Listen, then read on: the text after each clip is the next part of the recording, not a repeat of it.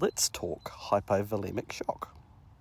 So hypovolemic shock and haemorrhagic shock are similar but not the same. So let's start with the basics. You've got 5.5 litres of blood floating around your body.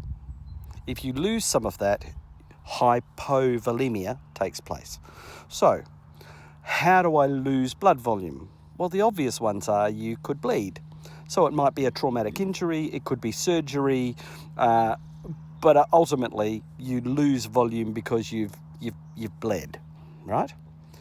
If you lose blood and that's how you become hypovolemic, then that would be referred to as haemorrhagic.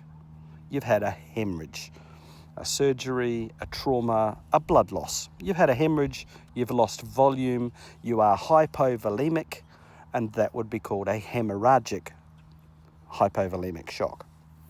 But can I be hypovolemic and not have haemorrhagic shock? Yes.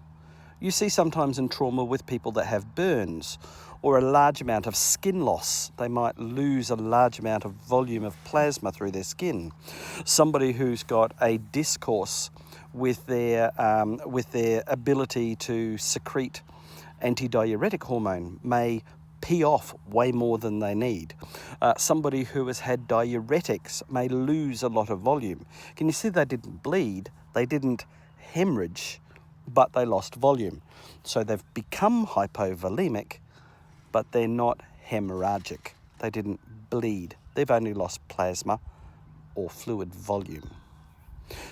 Typically, in a state of sepsis, a person becomes hypovolemic, but they're not in haemorrhagic shock.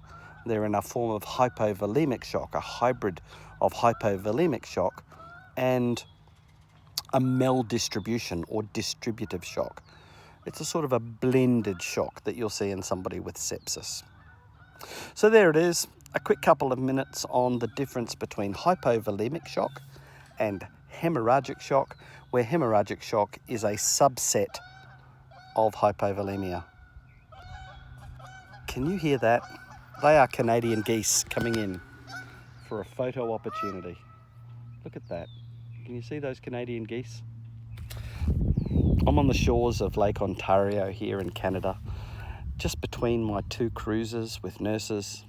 We're just having a lovely time, and some Canadian geese have just come in to say hello, enjoying the last of the sun rays.